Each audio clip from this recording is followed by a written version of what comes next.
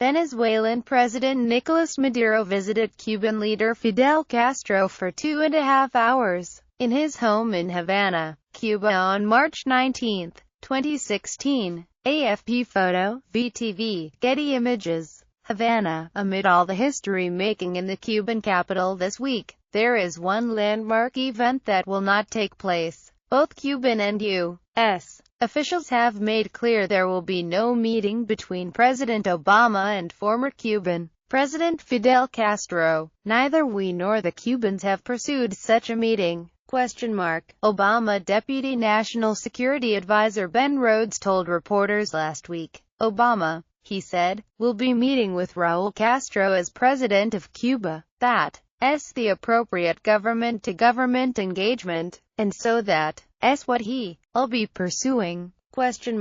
On first full day in Cuba, Obama meets with Castro and will address the public, assuming Fidel Castro, for decades the international embodiment of anti-Yankee anti-imperialism, even wanted to meet with Obama. It would be bad optics for the administration. The White House sees the visit as the pinnacle of Obama's forward-looking policy of international engagement. Raul Castro, who grinned and gripped Obama's hand when they met Monday, is the face for U.S. normalization with Cuba. Not that his elder brother, who stepped down temporarily due to illness in 2006 and formally relinquished the presidency to Raul in 2008, has completely disappeared. Until last year, articles titled, "Reflections from Fidel," were regularly published under his byline in Granma, the Communist Party newspaper. Did you or your family immigrate to the